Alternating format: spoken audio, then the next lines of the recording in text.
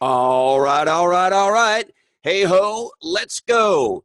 Welcome, my legendary friends, to another fantastic episode of Legends and Losers. I am so glad that you are here with us today. We have a very special show and one that I think will be eye-opening to many. It was certainly very eye-opening to me. Our guest today is Jamie Williamson, and he is the head of the Marburn Academy in Ohio, just outside of Columbus, Ohio, where they specialize in teaching kids with learning differences. And so today's theme is learning. And I'm going to do some word association with you. Leonardo da Vinci, Thomas Edison, Galileo, Steve Jobs, Steve McQueen, John Chambers, Pablo Picasso, Fonzie, Henry Winkler, Steven Spielberg, Ozzy Osbourne, Selma Hayek, and me. What do they have in common? They're all dyslexics. And it turns out, if you look at the data, which is not very accurate, according to the University of Michigan, somewhere between 5 and 17% of the population is dyslexic. And so here's what we know. Oh, by the way, who named dyslexia? I kind of want to throttle this person because as a dyslexic, there's kind of very few words that are harder for me to spell that I spell on any kind of regular basis than dyslexic or dyslexia. So I think the person who gave us that name was probably trying to either force us to get our spelling skills together or maybe torture us along the way. But anyway, that said, you and I are different heights. We have different body types. We have different weights, and we can do, we're better or worse at different athletic things, etc. But interestingly enough, there's very little attention paid to the fact that you and I as human beings learn differently. And many of us don't fit into the regular education system. And those of us outside the education system who don't fit into kind of normal ways of processing information have to learn how to do a whole lot of things in different ways. And that's why they call them learning differences. And I'm glad to see we're starting to call them differences. In a lot of places you still hear the word disability. And well, you could say it's just semantics. The reality is things like dyslexia, and you're going to learn what the other couple major learning differences are that people have, come with natural liabilities, but they also come with natural assets. I know as a dyslexic, there are many things about being dyslexic that I would never give up. An example would be many dyslexics are top-down thinkers versus bottom-up thinkers, and so we see patterns and connect dots in ways that maybe other people with, if you will, normal brains don't. And that would just be one little example. But what we do know is that different people have different assets and liabilities. And for the most part, the way most, whether it's formal education or informal education is built for people with quote unquote normal brains. And those of us with, to quote young Frankenstein, abnormal brains, life would be easier if there were sort of learning tools that made life easier for us. Anyway, podcasts are awesome because you get to meet some incredible people. So I want to share with you how I got to Jamie. I was on a podcast several months ago that is hosted by a gal named Sonali Mangal, and she's got a wonderful show called Learn, Educate, Discover, or LED for short, Learn, Educate, Discover. And on the show, Sonali asked me about my dyslexia, which is, I'm always happy to talk about. It's not something I'm, ever tried to hide really, certainly not as an adult. And as a result of me participating on that show, a gentleman named Jim Perry, who lives in the area outside Columbus, reached out to me. And it turns out that his son goes to the Marburn Academy, and Marburn is one of about 300 schools in the United States that cater to kids with learning differences. And we had a conversation with a guy named Dan Serpotowski. I hope I'm saying that right, Dan. I'm sorry. Hard to read your last name when you're dyslexic, as you would know, because Dan's a dyslexic as well. He's on the board of Marburn. And then I got introduced to Jamie and Aaron Barr and Lee Hill and many of the other folks at at Marburn. We had some pretty fascinating discussions that were inspiring, and I thought it would make a great idea to welcome Jamie. So Jamie is the head of the Marburn Academy in New Albany, Ohio, which is just near Columbus. The Marburn Academy celebrates and supports students with learning differences. They empower them to awaken their potential and to achieve success in school and life, and they want to affect positive change in our communities. Jamie and the team at Marburn, and I know because I've been lucky enough to spend a little time with them, are very deeply committed to children and education.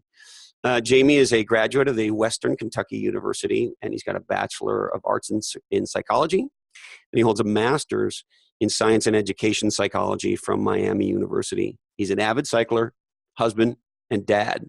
Now, please join me in our conversation with Jamie Williamson. So, Jamie, what is a learning difference? Well, from our vantage point, when we talk about a learning difference, many folks describe a learning disability. So we're really talking about kids with average cognitive intelligence, kids who really, experience some difficulties in reading, writing, math, executive function issues. So for us, most of our kids at our school here really are diagnosed with dyslexia. It's a real common diagnosis. They come in with reading processing issue in general. So, but these are kids who, in any school that they would, it wouldn't stand out in any way other than the reading issue. Yeah. So let's break it down. What exactly is executive function? Yeah. Well, really, because if you ask me, I would say, there's a lot of executives who don't function very well at all, but I have a feeling you're talking about something different. I am. So when we talk about executive function, really it's the idea you're describing some mental processes, and sometimes referred to as soft skills. So academically, when you're in class, you have academic skills, right? Your reading, writing, math skills, your ability to spell. But there's a lot of other things that go into whether or not you end up being successful often in the workforce or in school. So things like planning and prioritizing, right? Your ability to kind of look at something, map out a plan for it, and develop, figure out what your priorities are in any given task. Your ability to organize yourself in whatever way works best for you, to kind of divide things into categories, what have you. Your ability to kind of be cognitively flexible and shift off topic. If you have approach that's not working, can you change up what you're doing and have that be an effective way to go about something? And then also this concept around working memory. So from a memory standpoint, you have short-term, you have active working, you have long-term. And active working really refers to your ability to hold things cognitively on your workspace, right? And then manipulate it. So if you've given me like 5 digits or 5 numbers, can I hold on to all of those and maybe give them back to you in a certain order? Or as I'm reading off from the board, from a kid's standpoint, can I take that information and copy down things from the board? So can I hold on to it without having to reference it? And then last would really be your ability to self-monitor and sort of watch what you're doing and kind of check yourself for errors, essentially, or check yourself for how you're going. So I just laughing because I think I get an F on all of that. So terrible on that. Actually, that's not what I thought executive function was at all. How interesting. Yeah. Terrible at all of that. That's fantastic. Those are our kids. Those are our kids every step of the way. So we do a lot of really, a lot of really solid work to help kids learn how to break things down, learn how to be more organized in their approach, to think about themselves as being responsible for that self-monitoring piece, even with kids who have some pretty severe attentional issues. When you say self-monitoring, I have an opinion about what that might mean, but I really want to know what that really means. Yeah. Well, so if say you're in class, right, and this is one I've dealt with a number of times in this school and other schools I've worked in, kids out of seat. We have some kids who have some motoric demands, right? So do they recognize that they're getting out of their seat during class? Do they realize they're doing that? Because some kids often don't. Like they got up and went to the pencil sharpener 8 times during reading group and have no idea they did that. They just didn't know they did it. Just didn't know it. Or just a nervous twitch. Mm-hmm. Or if you go back and you've done your math homework or you've written something, can you go back and actually edit your own work? And can you slow yourself down enough to kind of go back and look at what you've done and actually go through the steps to check your work? So, or reflecting and all of those things are executive function independent of dyslexia. Yes. Absolutely. So in other words, I could have challenges or problems with executive function and not be dyslexic. Or the other way around, or both. Yes. So we have some kids in the building who have wonderful executive function skills and who are really behind and struggle from a reading standpoint. And then we have some kids on the other side of that coin who, academically, their reading skills are pretty strong, but when it comes to executive function, there are some things that really get in their way. And I would offer even like from the ability to read sometimes when you've got kids who don't plan or prioritize well, and you give a kid a highlighter in our program and say, hey, can you highlight the things that are really important in this text? What happens is you have a yellow passage because everything's important because they can't figure out exactly what the most important thing. So everything has to be important. So we do a lot of work to help them sort some of those things. And all of that lives in this domain called executive function. It does, yes. And I'm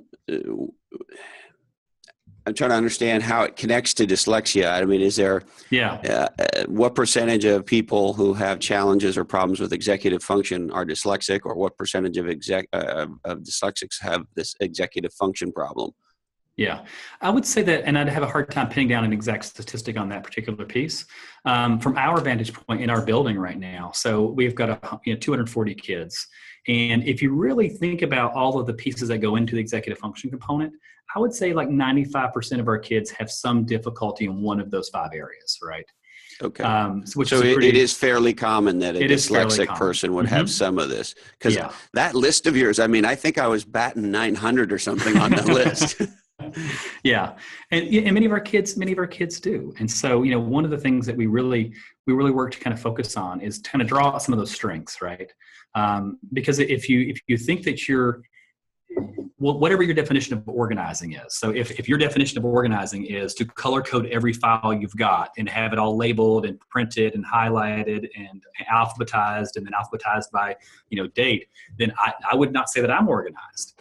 But I have systems that I use that would, to a hyper-organized person, would not seem organized at all. But I know exactly where my stuff is. So it's really kind of defining what are the bare minimum that you need to have to consider yourself organized, right? In my case, it's just try to put the thing in the same place every time and try to remember where that place is. Yeah. That I would it's offer about as as a complex. challenge. It's about as complex as that. And so I'm also curious, okay, so maybe help me with the definition of dyslexia then, Jamie. Yeah, absolutely. So dyslexia, and I think there's a lot of myths, and if you would entertain me, I probably want to talk about a few of those myths to kind of get out of the way. Because I think that, because it's interesting, even having lived with this stuff for almost 49 years now, every time I have a conversation with you and your colleagues, I learn so much more about dyslexia as a whole, and then of course myself as a result. It's fascinating. Yeah. And I think that, in popular psychology, I think there's been so many sort of ways to kind of twist and view this. And so whenever I run a parent presentation and we talk to our kids, we really work to kind of get in front of some of these comments right out of the gate. First and foremost is that people often feel like it's just you see this all the time in boys. And I think that while we do have a lot of boys in our program, because I would offer when boys aren't reading well or not doing well academically, the teacher tends to know about it a lot quicker, right? They're the ones who are out of their seat. They're the ones who are getting mad. They're the ones who are sort of being a little bit upset, but it's pretty evenly distributed from boys to girls. It's just the boys act it out more than the girls do. They do. So, and I would say second is one of the things that I hear a lot of people talk about is that, those kids just read backwards, right? And that would not be the case at all. So dyslexia. I've heard that my whole life. And I don't see letters backwards. What percentage of dyslexics, see a S the other way or the U upside down, or I don't know what. Yeah, and I would say that's not really a defining characteristic of dyslexia typically. So that's just a myth that somehow perpetuates. It's not. So there are kids who will persist, like kindergarten, first grade, who will write letters backwards, and then I think that some of those habits will persist at times, but I'm not sure they're actually seeing the letter backwards. I think it's just a visual memory issue that they have a hard time reproducing the letter. But really, dyslexia is a phonological processing disorder. And Hold on. Slow down for those of us who didn't pay much attention in school. A phonological, a what? Phonological processing disorder. Phonological processing. And what is phonological processing, Jamie? So the idea that you can break a word down into different sounds and recognizing that each letter represents a sound and that there are certain phonemes within the English language, right?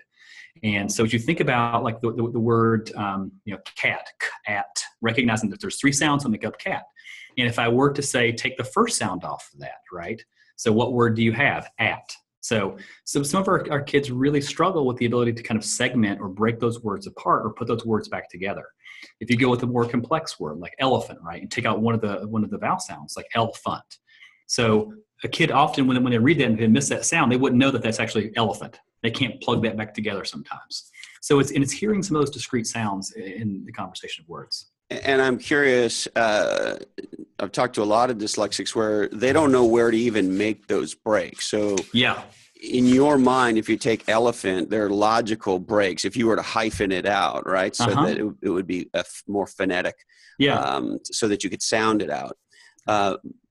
I know it's true for me, and I think it's true. I mean, at least the ones I've talked to, I don't have data like you guys do, but I don't know where those go. Yeah. So when I see the word, if you ask me to do that, I mean, I might be able to get there from here, but it would be some work. Mm-hmm.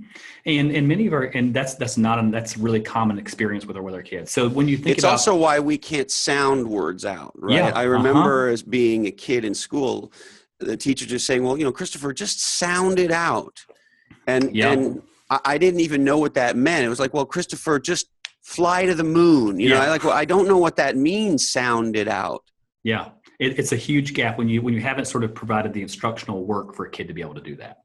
And you're absolutely right. It's like trying to have a kid to go to the moon and sort of infer that these things can happen. But when you struggle phonetic or from a phonological processing disorder standpoint, you really struggle associating a sound with a letter. And then when letters come together, what sounds those letters together make, and remembering those things and linking them up. But it's in our kids, I think one of the other myths we talk about with families is that this is a sign of low IQ. It could not be further from the truth, right? I mean, our kids really are average to above average intelligence kids. I've been doing this work for a long time, and this is my 14th year in education. And we see kids who really have a lot of skill and aptitude. I've worked with a young man a few years ago, 140 IQ. As an eighth grader, was on like a second grade reading level. And Jamie, is what the data says about dyslexics and IQ is that there's no correlation? No. So it does. And is there any positive correlation? Are we smarter than the average person or the normal brain person? I think my understanding is actually it's pretty evenly distributed in terms of the population. So in terms of IQ, and I think the other thing that we talk to families a lot in the process of coming into our program is that families come in and they want a fix for this. They want this to be cured, right? So they want to come through, do something, and say that my child's cured.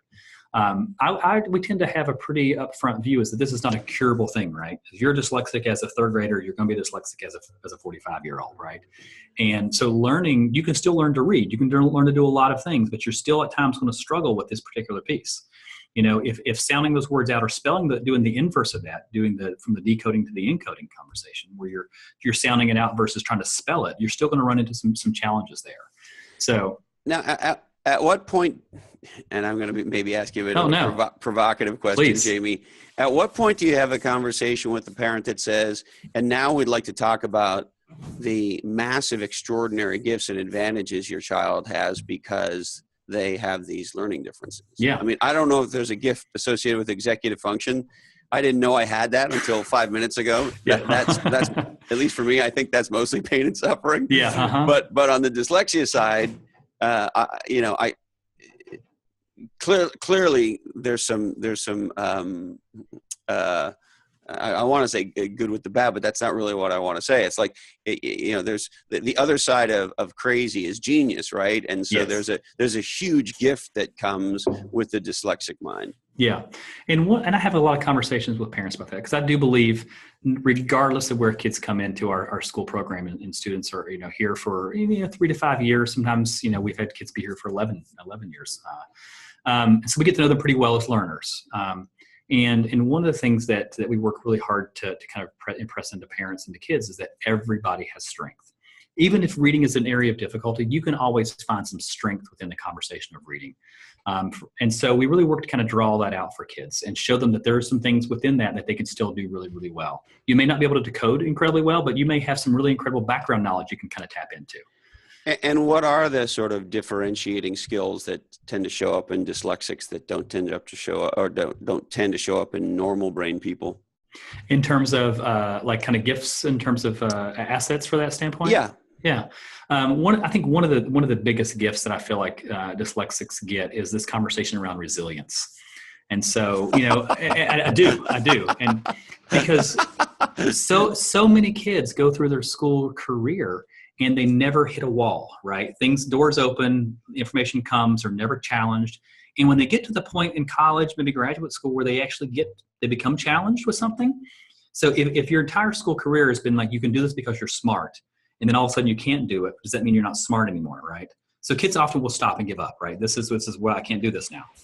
Whereas our kids, they've hit walls every step of the way, and they have had to learn, like, okay, I can't do this today, but by God, tomorrow I should be able to do this. I'm going to work really hard to make this happen. And they believe that they can do this. And even when they've been sort of pushed down and kind of beaten down in the process, I think there's still that little hope of optimism, that sort of almost defiant kind of, I'm going to do this in spite of, It's funny. I would describe that as somewhat of a punk rock ethos, yeah, or a even better, a pirate ethos. And I'll show you. Right. And so I know I have that in spades, and I'm just laughing. I was thinking about, as you're saying that, I'm sort of transporting back to my childhood. But then I'm even thinking about today. I have to Google every third to eighth word. Yeah.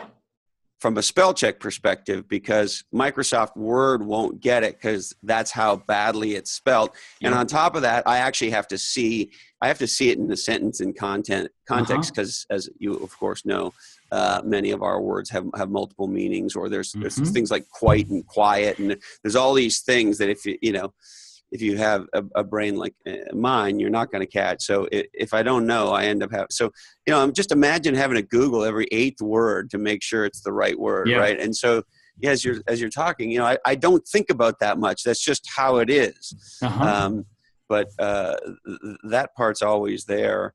So it's the tenacity, huh? Yeah, I think that if I had to sort of put one thing above all others, it would be that tenacity and kind of and persisting through things. The other thing is that our kids, I think that they're, I think given some of the attentional profiles of some of our kids, they feel very comfortable stepping into a situation where they have to take a little bit of a risk, and so, which is where when we talked earlier about this whole conversation around entrepreneurial sort of, the kind of push with our kids and the aptitude sometimes for that. Because I do think in that environment, you have to be comfortable kind of stepping out into a little bit of the unknown, not having all the pieces figured out. And I'm going to work to kind of figure this out as I go, which also taps into some of the resilience, right? Yeah. The other thing I'm thinking about as you're speaking, Jamie, is we had this extraordinary athlete, Colton Brown, who's a U.S. Olympian on the judo team, on Legends and Losers a little bit ago. And he talked quite powerfully, I thought, about how losing contributes to winning. And he said, look, you got to understand, I lose horribly many times every day in training. Yeah. And, in a judo situation, it's humiliating. Like some guy throws you on the ground and like completely dominates you. Like it's not just getting beaten at checkers. Like it's a physical humiliation, right? And that happens many times a day. And so, you develop this resiliency. And so as you're speaking, I can't help but think, for example, I've never had a fear of getting fired. Yeah.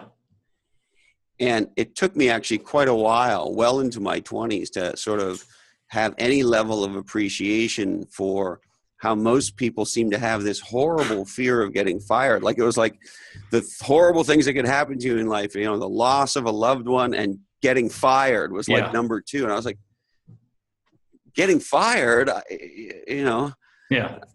I could give I'd say a word that begins with S, but like who cares, right? Like, and so those sorts of things that's an interesting one. But what about the other things we hear about dyslexics? Creativity, innovation.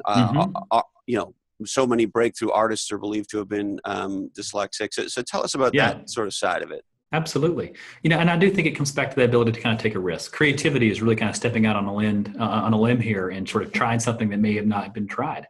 And I do think our kids recognize patterns. They see patterns in the world that maybe you or I would not see right away. And they often really work to kind of think about things from, I would say, pretty divergent paths. So they can get some information and come up with some really interesting conclusions. And sometimes they're ones that are really on target, and sometimes they're ones that are just completely like, I would never have thought about that, right? So I do think you see some of that, and I think that when you couple that with this ability to kind of lean into to something that's a little bit sort of unfamiliar and kind of push through something that's a little bit harder, I think that you get a lot of really great things happening with our kids. So here's a question I'm dying to ask you. Yeah. If I'm a parent of a child who I suspect might have an executive function problem, dyslexia, or we haven't really talked about ADD or ADHD or ACDC or any of that stuff, but I assume that's in the bucket of differences we're talking about here. Yes. Yes. So if I'm a parent and I have a suspicion that maybe my daughter or son might have one or more of this happening, what would be the first thing you think I should do? Well, I'm not a wait and see kind of guy, so I'm all about some action. Let's have a conversation really quick. So I've had friends who've told me, sorry to cut you off, Jamie, but I've had friends who've said they've brought this to the attention of whatever, school, at whatever age the child was, particularly younger kids, and been told, well, why don't we play the year out and see how things go, and maybe into next year, and that sounded crazy to me, but that's what I mean, I heard that recently. Yeah, and I would say that it's still a conversation that's alive and well. I think it's always good to start with your local school district. I think first and foremost, go and give them an opportunity to kind of see what they have. Bring data, bring information. Our teachers coming out in educational training programs often aren't equipped with, I think, really clear sense of what dyslexia is, even executive function training. As a program, we've been doing this work for 35 years here at Marburn Academy. And I have yet to meet a teacher who comes into our program fully ready to be here. So we do a tremendous amount of training when folks come in about learning what these things are, how to work with it, how do you deal with it, how do you sort of create strategies, how do you educate kids, how do you use language meaningfully, how do you teach reading. So we're one of like 13 schools in the country that's accredited from Morton Gillingham. So we have a very unique way of teaching reading that's incredibly diagnostic. It's prescriptive. It's sort of looks at the whole structure of the language, and we work to have kids understand all of that. But I would offer starting with a school district or your school is a great place to start. But often you're absolutely correct, is that you get shut down in the conversation. And what if I had this with a child in my life I'm very close to not that long ago, where that's exactly what the mom did. And the school sort of, didn't really have much, and she felt brushed off and sort of didn't know where to turn. If that was the situation you found yourself in, then what would you do, Jamie? I would find a local psychologist to work with. And so there are a number of, every community has a number of psychologists, pediatric neuropsychs, children's psychologists who will do assessment. And I would offer finding one who also has some interest in some aptitude in educational environments. And so understanding like what the school setting really looks like. Because I think there's some psychologists who have much greater understanding than others in that regard. And then getting a full evaluation. And I would offer a full evaluation. A full evaluation would include things like attentional profiles, looking at ADHD and executive function issues, looking at speech and language issues. And oftentimes when we talk about speech and language, people think about articulation, but speech and language really is a whole different, there's much deeper layers. Looking at expressive and receptive language difficulties and finding ways to really pull apart the language component of that. And then, making sure that there's actually some classroom-based observations, some really good rating scales from parents and teachers about things, and then some really deep academic assessment, looking at cognitive profiles, academic learnings, reading skills, phonological processing. There's actually a good resource for that called the CTOP. So there's having a pretty comprehensive assessment, not a test. A test is just one sort of data point, but an assessment is a process that really looks at kind of diagnostically looks at the strengths and weaknesses and patterns of the child. And would you do this extensively regardless of the age of the child? Yes. Mm-hmm. So as soon as you have this kind of suspicion, let's get right up on it. Yeah. Because even when kids are a little younger, some of the cognitive stuff, when you start kind of testing kids when they're like 4 or 5 and 6, there can be some variability there. But I would offer getting a greater sense of what the strengths and weaknesses are for a child, and then working to get on addressing those right away. And, if we sort of shift a little bit to Marburn specifically, walk us through some of the different approaches there are to teaching kids with these differences. I'm very curious about both sides of the equation. Dealing with the very real difficulties that are no joke, but yet at the same time, we know that these difficulties come with certain advantages. So sort of the combination of how you help mitigate the liabilities, but at the same time open them up to really let their talent shine. Yeah. So at Marburn Academy, we serve kids 2nd through 12 for kids who have learning differences. And we really focus those on, the reading, writing, math, dyslexia, ADHD, and executive function. Those are kind of our core areas. So we sort of remind me a little bit of, remember George Carlin's 7 words you can't say on television? The way you just reel those off to me. I'm sorry, maybe that's the ADHD dyslexic mind chasing zombies over there or something, but that was what I thought of when you reeled off that list. I love that bit. I can appreciate that. So. Okay, so look, do the list one more time for us. So reading, writing, math issues, ADHD, dyslexia, executive function difficulties. So I spend a lot of time talking about this with families, talking in the community, getting out, checking with folks to make sure that people who need some help can kind of get there. But so we've been doing this work for a while. And I think we start at a core element, really working to be reparative around the child. And we talk about the whole child a lot in our program. So, and what we mean by that is really kind of embracing a child from the academic side of things, but also from the social emotional side.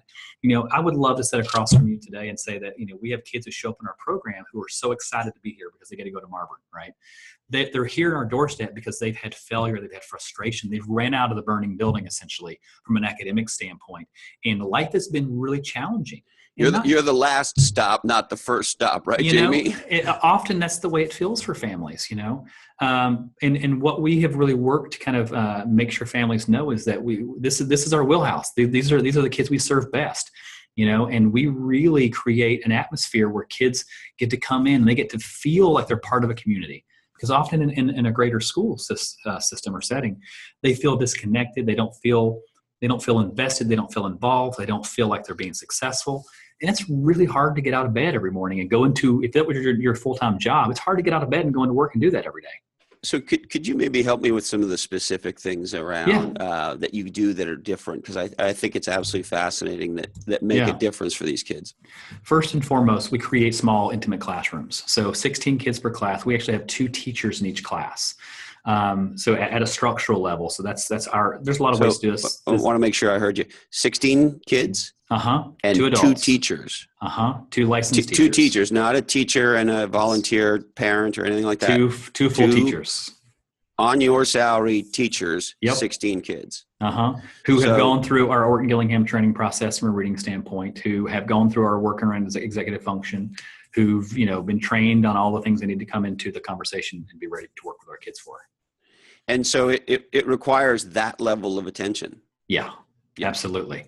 And when you're thinking about teaching reading, one of the things that we fully believe is that there are some kids, who will learn to read, like really kind of, they will learn to read almost no matter what, right? So the kids who are reading they're kind of wired for it in some ways. But there are a lot of kids without some really explicit direct instruction around the language will never, ever become great spellers, will never become great decoders, will always be subpar fluency, and which will in turn impact comprehension. So we really work to make sure first and foremost that it's a skill-based philosophy, right? So content is really important. Even when you get a little older, content's important, but we make sure that the underlying skills that kids need to deconstruct content is there. So first and foremost, good training around academic issues, creating a nurturing, safe environment for a child. It's really hard Sometimes I talk with parents about this, walking into your boss's office, walking in on the first day of school, the first day of work and saying, I am not good with time management. I can't really read that well. And any email you get from me will be riddled with misspellings and errors. Like, I'm so glad I'm working here. Thanks for having me. And I can't do math either. Right? Just saying. So I never know where the keys are. Yeah. So thinking about the courage that takes for our kids to walk into our building and really understand themselves as learners, to be incredibly insightful about their strengths or weaknesses, and really owning those, in both positively and the struggles with it, and saying, you know what, yes, I have a hard time with the coding. I have a hard time comprehending these things, or my vocabulary may not be as strong as it used to be. But I know if I do X, Y, and Z, I can make sure that I get that. And so we have a lot of comprehension strategies that we use with kids.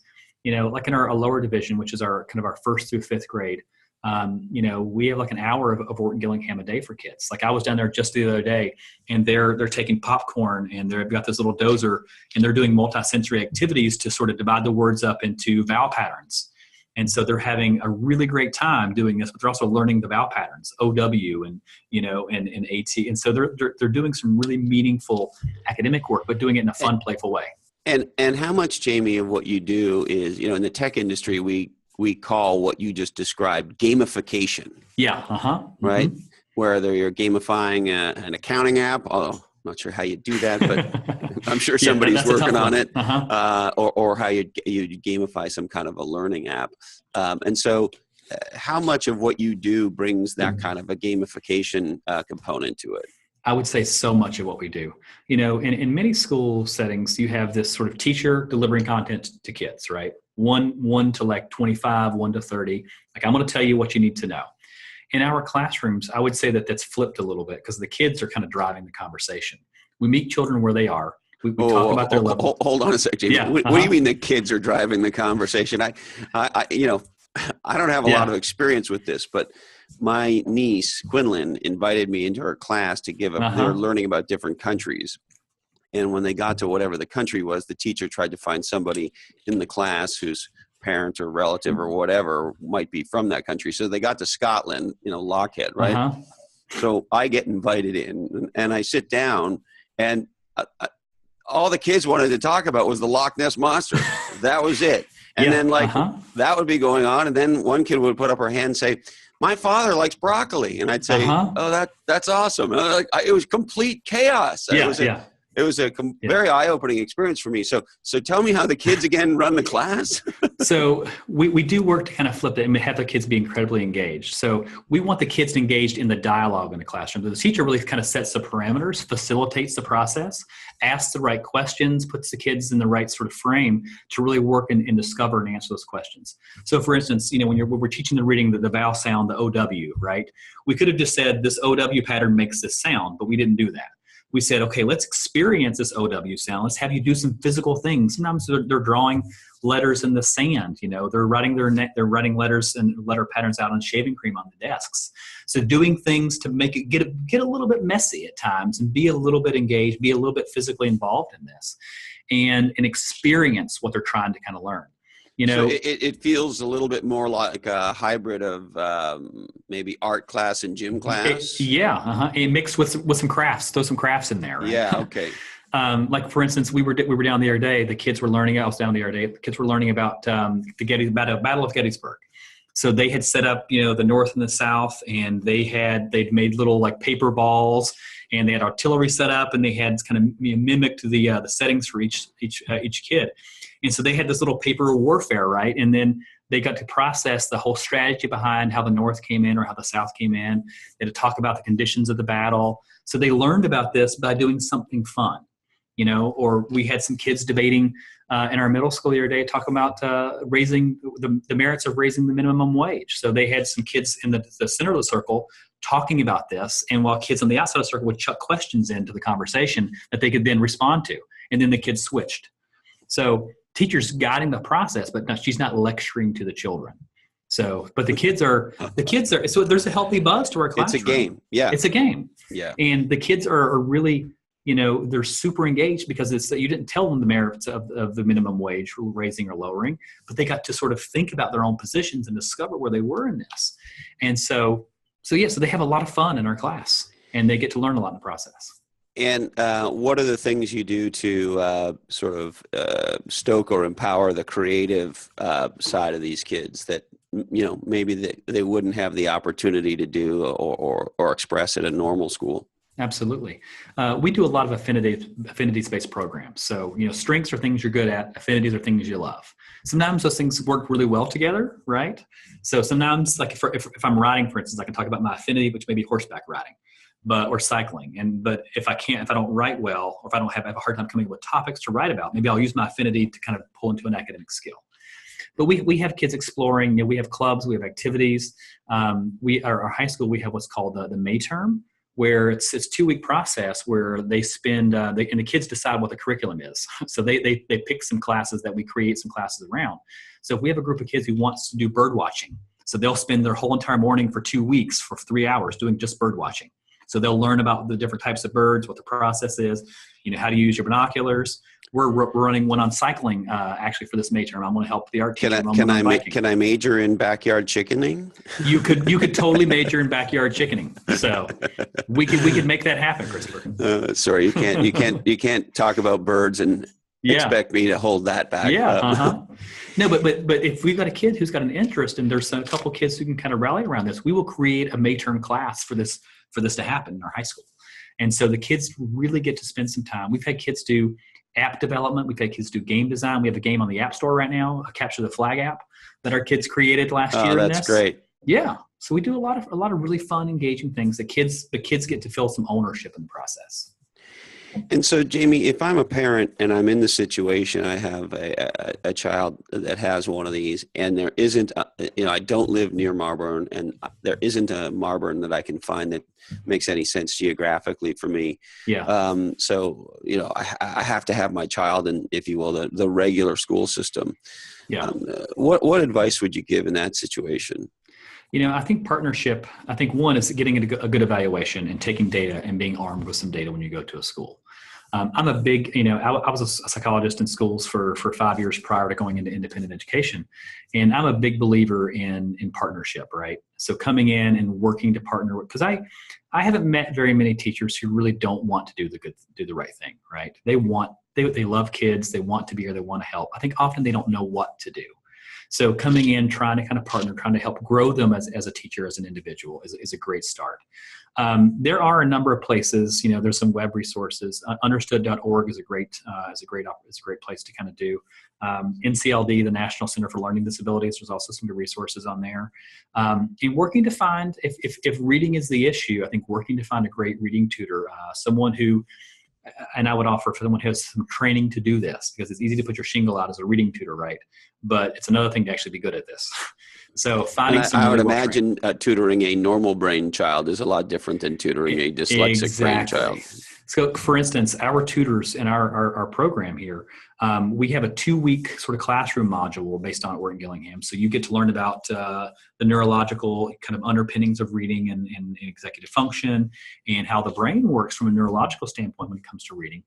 And then you get to learn about the structure of language. And then you spend 4 weeks doing a supervised practicum, where you get to deliver Orton Gillingham tutoring to children, and you get to get supervised by someone who's an expert at this, and they give you feedback along the way to help you grow in this.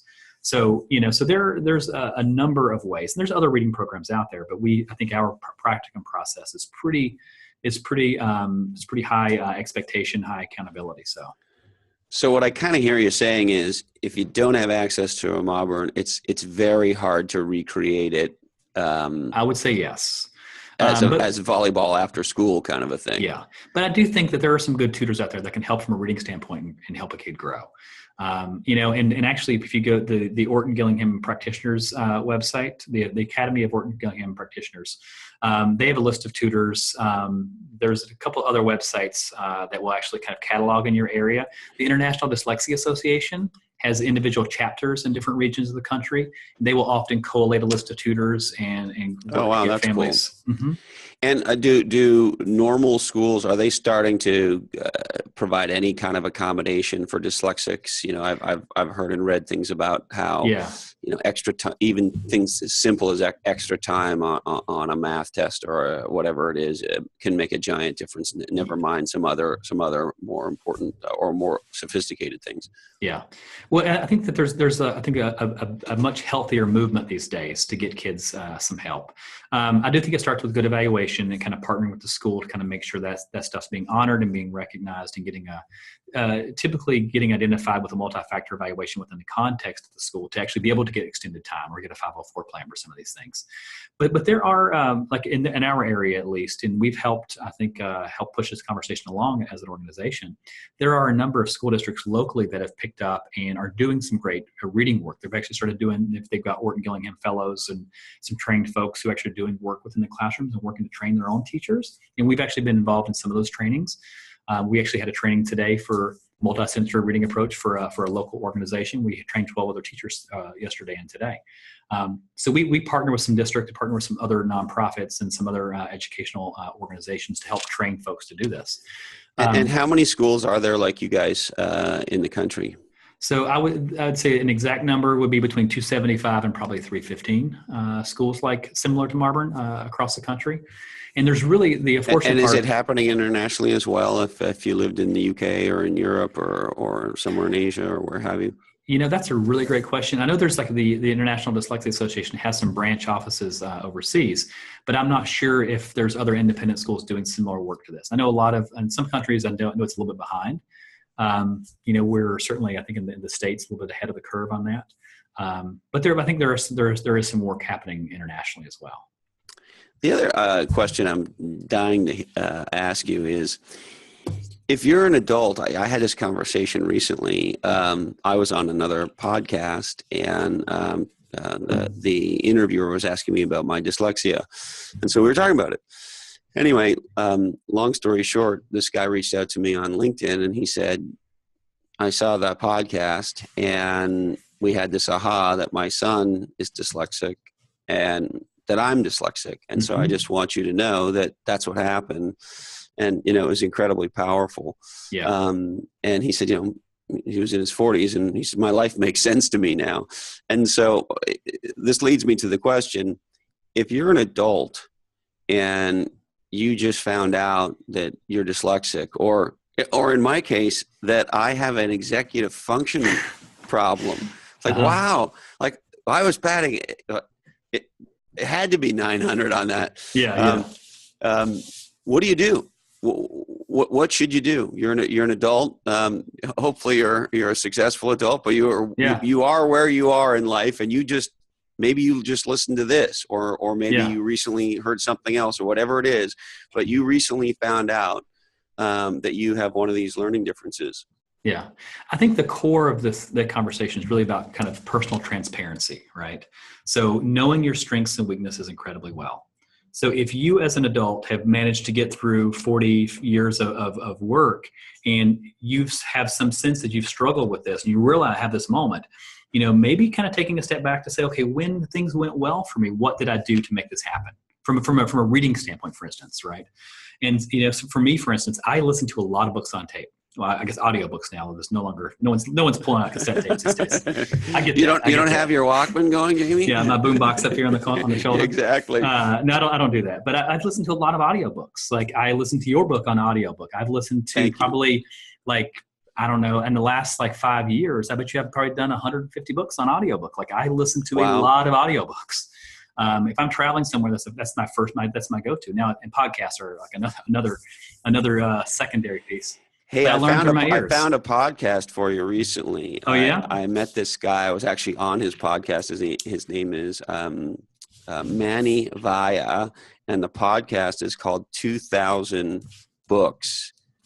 Oh. And this guy is awesome. He consumes 7 books a week.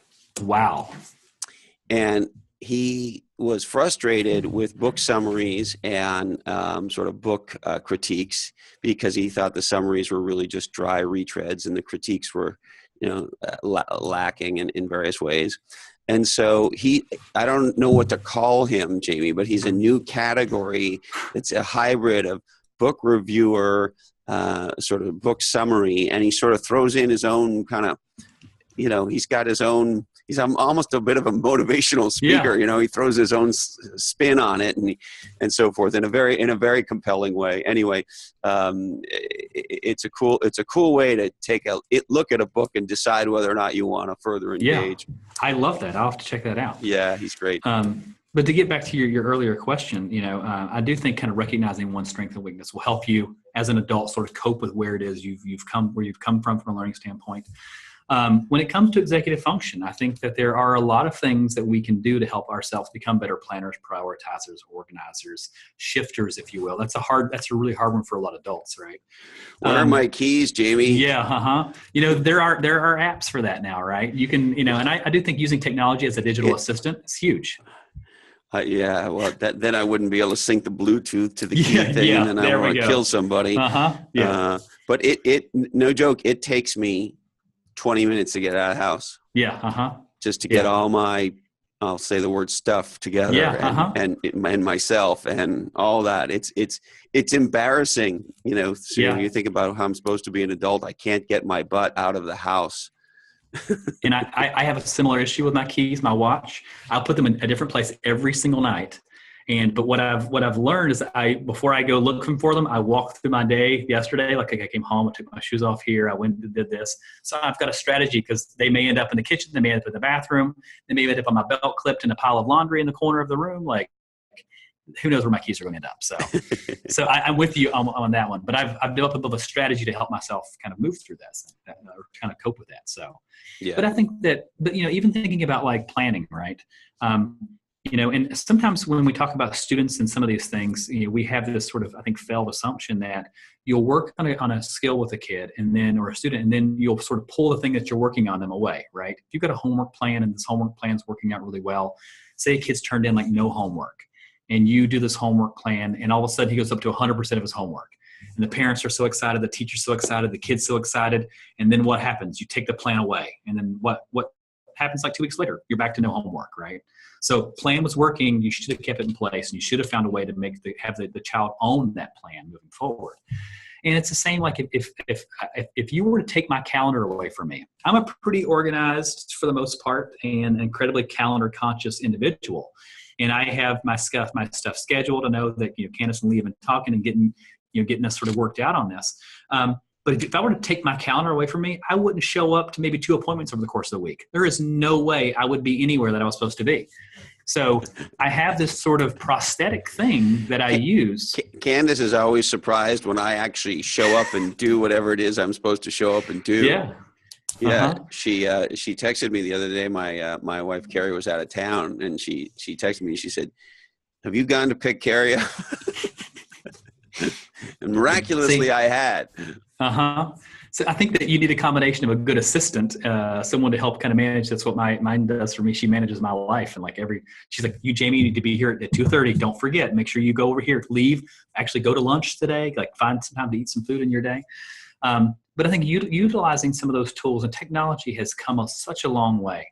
10 years ago, when I was having conversations with families about kids struggling with organizational difficulties, it revolved around a binder or an accordion file and kids putting things in the right spot. So I spent so much time planning for kids, to get kids things in the right spot in their binder or organizational tool. But nowadays with laptops, like we're teaching a different skill all of a sudden. So it's not about, is it going in the right spot in the laptop or in the accordion file, but have you learned actually how to file it on your laptop? Go to a documents folder, creating subcategories and subcategories under that. So there are some really intentional things that we can do. It's painful not being able to find anything on your computer. Wow. Yeah. But we terrible. Train, and we train our kids to do that. So we really do some really deep instruction and training on. Okay, so if you've got 5 subjects, you should have 5 folders, right? Geography, history, reading, language arts, social studies, and under there you should maybe make folders for paragraphs. And then what do you entitle your document? What do you title it? Do you call it? We have some kids who will title their name 7775325. And you're like, you'll never find this again. So we work on document naming protocols and try to kind of have them get some really clear skills to organize themselves. So. And Jamie, I'd be remiss if I didn't ask you a little bit about your own personal story. Yeah, absolutely. How did you land? How and why did you land at Marburn? Yeah, well, so I'm from Eastern Kentucky originally. So I grew up in a really, really remote area. It didn't sound. I'm not an Kentucky. expert on Ohio accents, but it didn't sound like one. Yeah. And I spent my I was a pretty precocious kid. I was reading pretty early. There was a lot of stuff that really sort of came to me in some ways, and there were some other things that really eluded me in school. I was the kid who was always looking out the window daydreaming. I was the kid who was always misplaced his thing at the end of the semester when I had to turn it in. Like I'd do this great work on this writing thing and it would somehow disappear. Or I would lose everything I needed to make the final project happen. And then it was, tears and stuff kind of moving forward. And I would say that kind of plagued me for my entire educational career. Like I struggled with that sort of thing. And it really wasn't until I would say late in college, like maybe even graduate school, that I actually learned some strategies for how to manage myself on those things. And I went from thinking to myself like, oh my gosh, I'm not capable of doing, to, oh geez, I've actually got a lot of skills and aptitudes. And so some of my executive function skills were kind of getting in the way, even though at the time I had no idea what to call them, but it really is, some of those conversations are really what kind of drove me. I was a psychology major in school and I wanted to really do research. I love numbers. I love those sorts of things. And it wasn't until I was doing I was a caseworker in Cincinnati for a while. And I remember being at a meeting around a child who had an incredible learning issue, dyslexic. It was a foster care student. And he would show up to high school every single day and he would leave in about 20 minutes after arriving to high school. And I remember going into this meeting with a principal and a school psychologist, and no one seemed to care. And I remember sitting there thinking to myself, you two, here's a young man who's 15 years old, walking into your building every day, leaving as soon as he gets here, and you don't seem to care about that. And there was just something so deeply offensive about that to me. And so I ended up looking into school psychology and decided that I wanted to work with kids. And that was a really defining kind of conversation for me. I spent 5 years working in public schools, being an advocate for children. I was never really the advocate for the school district. I was always on the kids' side, sometimes to less of a positive conversation at the district level. I didn't want to be a gatekeeper for services. I wanted to be someone who was an advocate for children, and that's so you were a pain in the behind, shall we say? I've always been a little bit of that, but I wanted to make this about the children. It was never about me. It shouldn't ever be about what gate we're trying to close from a resource standpoint. It should be about what do we need to do to make it happen for this child, because every kid in this country, every kid in this world deserves an exceptional educational experience. And one of the things that I now get to do in my role as head of school here at Marburn is I get to work to really ensure that the kids who walk in my door get that exceptional educational experience. And I've been able to use this this position to kind of get out and affect some change in the community and go out and talk to parents and go out and talk to other programs, develop partnerships in our community to really expand our mission. So it's been incredibly rewarding. It's an amazing journey. And whenever I meet people like you, Jamie, and, I had a chance to meet a handful of others at Marburn, I just think I'm really glad you chose to do that. Yeah. Mm-hmm. So am I. I just think, hey, thank you, because I have some teachers in my life and they're extraordinary people, and they're people who could have done lots of other things. And they chose to do that thing. And there's no teacher I know who does it to compete with Bill Gates on the Forbes list. And so, it's so bless you. It's a great story. And I guess so go ahead. Oh, now, so one of the things that when we hire staff and we bring staff in, and actually every start of the school year, one of the things that I really work hard to sort of impress upon our staff and our teachers in the building is that every day you walk in our building, you have an opportunity to change a kid's life. And you may never, ever know the impact of whatever it is you said or have done for a child in that moment.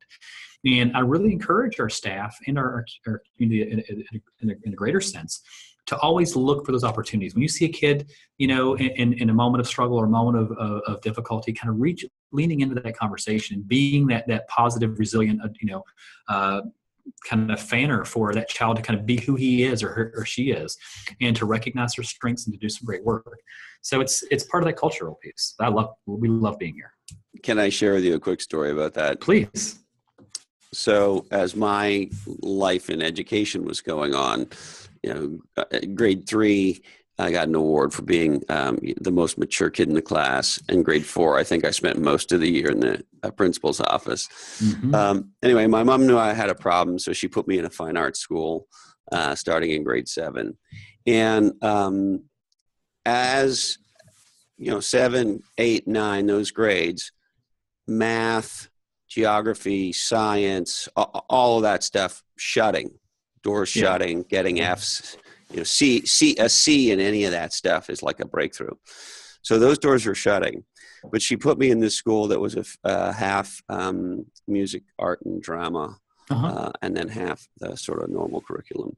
And so I had that teacher that you're talking about. His name was Noel Ross Russell, and he was my drama teacher.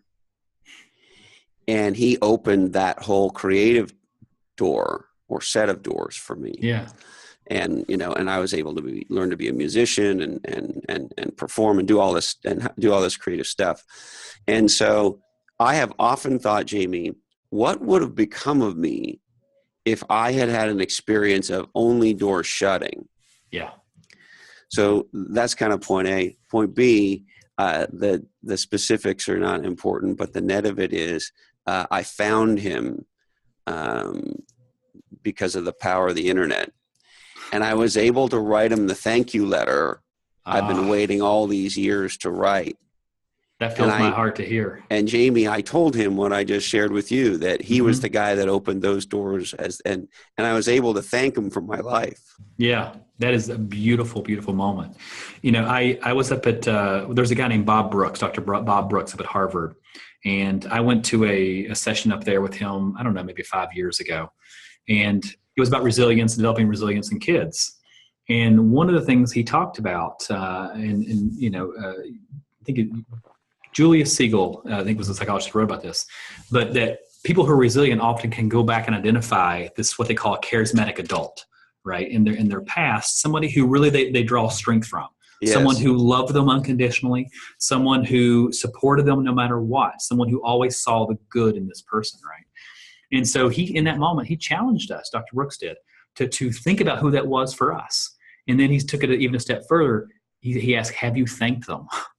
And so, for me, it was my grandmother. She was the one who was always in my corner.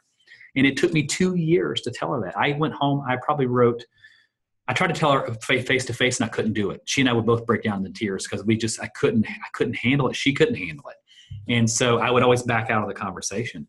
But about 1.5 years ago, I was on a Saturday morning, and I was like, you know what? I am going to do this. She just turned 89 years old, and I don't know how much longer I'm going to have her in my life. And you better believe I'm not going to miss an opportunity to thank her for this.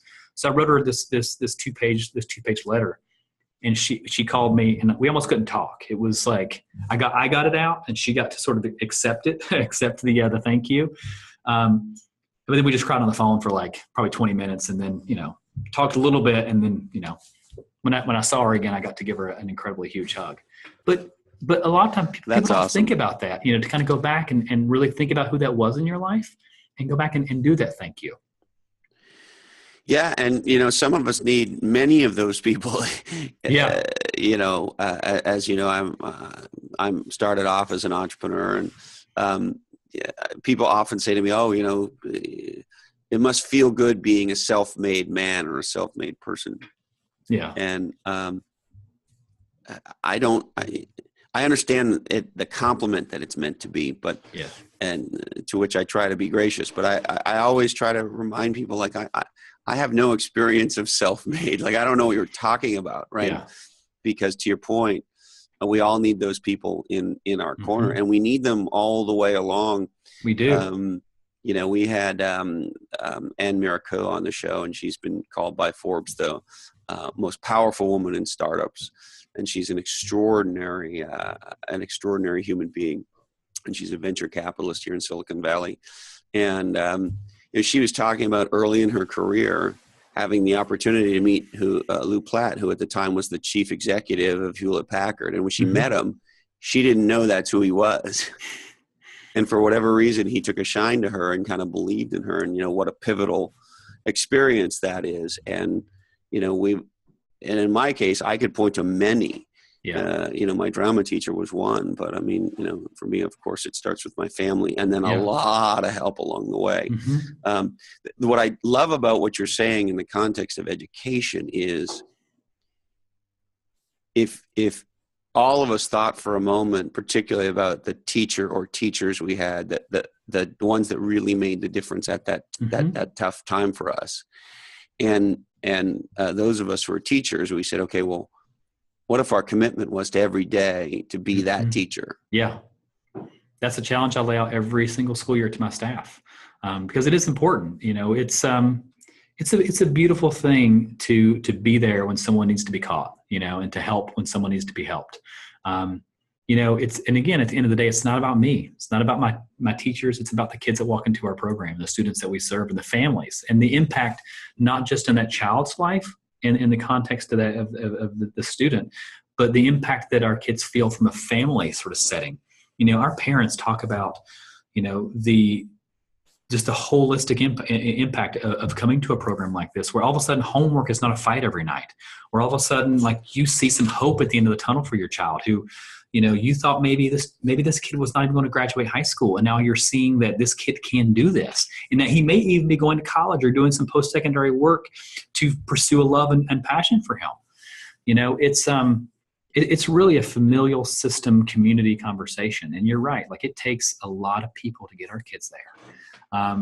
But I want to make sure that when we bring folks into the building to teach and to work here, is that everybody has that perspective. Even, at every level, whether you're in the front of the building, working as a receptionist in our building, or whether you're in the back doing accounting, you should be seeing yourself as having a direct line to our mission and supporting the kids in this building at all points. Yeah, and the difference you're making is massive, because I experienced it myself, and you literally change the trajectory of in your case, about 270 lives every year. Yeah. Jamie, is there anything else? I can imagine. Is there anything else we should touch on before we wrap? I don't know. I feel like you've asked some really great questions, Chris. I can't begin to tell you how much I've appreciated the conversation. I know we had a chance to talk a little earlier, but the passion that you bring in hearing your story, and I think it's a story that needs to be told. Not just, I think that the marketing perspective you bring to this, I think is incredible. And we've really enjoyed that part of the dialogue. But even bigger than that, like for someone to kind of hear that, you've got someone who's struggled from an academic standpoint, who's been able to turn that around and set some really positive passion and fire forward in their lives. I appreciate you being so open and being such a passionate advocate for dyslexia, for us, and having this conversation. So it means a lot to me to have this conversation with you today. Thank you. Well, thank you. I've been looking for you guys for a long time, and I'm just fortunate that I have some time now in my life, and you guys have taught me a lot in a very short time already. And obviously, I think it's incredibly important work. We know that roughly 10% of the population is dyslexic. Yeah. And so for those of us who are, the traditional education system is a square peg in a round hole. Yeah. And so the fact that you exist is incredible. I think about, okay, so how would my life be different? Yeah. No, I got thrown out at 18. I didn't find out until I was 21. And I know people, I have a dear friend whose father is in his 80s and fairly recently found out he was dyslexic. And it has been transformative and still difficult for him to really understand. And so this to me is a very powerful conversation to have, and the work that you guys are doing is beyond legendary. Yeah. Well, we appreciate your support. We got to get you out to our building. I would love for you to come out and see our kids. Yeah, I can't wait. Yeah, absolutely. Look forward to it. All right, Jamie. Thank you, my friend. Thank you. Be legendary. Absolutely. Well, there it is, the Marburn Academy and the fantastic Jamie Williamson. Thank you so much, Jamie, for being on the show, and bless you to everybody at Marburn, all the students and families, and all the other students and families at schools around the country and the world, for that matter, who have learning differences. All right, if you like this episode of Legends and Losers, you'll probably love episode 21, How to Be Mentally Strong, with the legendary Amy Marin. Please subscribe on iTunes, Stitcher, or YouTube. Give us a legendary review. Please don't forget, reviews drive podcasts. They make a giant difference in sharing Legends and Losers. You can also join us on Facebook, facebook.com/groups/Legends and Losers. On the Twitter machine, @LegendsLosers. And we love to get email from you, blackhole@legendsandlosers.com. And please, you've made us a hit show, and you've done it by sharing. We thank you so much, and please don't stop. A couple quick shout-outs. Mike Marem, hope I'm saying that right, on Facebook for a wonderful Facebook shout-out. Dave Visaya, who's a podcast engineer, speaker, and entrepreneur. He was kind enough to send a really wonderful email on LinkedIn with his thoughts about how much he was enjoying the show, and he gave us some ideas for improvement, which I really appreciate. Anthony Zambatero, my dear friend, he connected us up with the curator of the Museum of Failure, and that will be coming up on another episode of Legends and Losers. That is really fun. And Steve Overton for his kind words on LinkedIn, and Morgan Lim for the same thing. Steve, Morgan, we really appreciate you reaching out. We would like to thank HarperCollins, Play Bigger, How Pirates, Dreamers, and Innovators Create and Dominate Markets. Equity Directory, the invite-only network of entrepreneurs and startup talent exchanging work for equity. Our friends at onelifefullylive.org. Dream, plan, and live your best life. The dear people at Marburn Academy in New Albany, Ohio, outside of Columbus, making a difference for kids with learning differences. Learn, Educate, Discover, LED, the podcast with Sonali Mangal. My Little Pony. Hey, who doesn't love ponies? Catcher in the Rye, the legendary classic from J.D. Solinger. Minecraft, an awesome game where you get to fight off monsters. Nerf, an awesome way to fire suction cups at your brothers. The Humane Society of America, rescue an animal and be legendary. Play-Doh, this stuff is awesome. Our friends at Dignity Health's Dominican Hospital in Santa Cruz, California. Hello, human kindness. Rules for a Night, a spectacular book for kids and adults by celebrity Ethan Hawke. And an incredibly important book called The Dyslexic Advantage, Unlocking the Hidden Potential of the Dyslexic Brain by Doctors Brock and Fernette Edie. Today's information is provided to you solely for informational purposes. This oddcast is the sole property of the Legends and Losers Oddcast Network, and we would ask you to share the snot out of it. Warning, this episode of Legends and Losers was produced in a studio that contains nuts. The producers of this podcast may not have been paying attention. When you chillax with Scooby Snacks. In the event of a water landing, this oddcast may be used as a flotation device. Please don't forget to support your local school. Leave your sister alone. Watch the movie Happy. Teach entrepreneurship. And when we're done, please turn off your device and go play outside. Our deepest apologies today to Lord Voldemort. Sorry, Voldemort. We just ran out of time for you. That's it, my friends. Be legendary.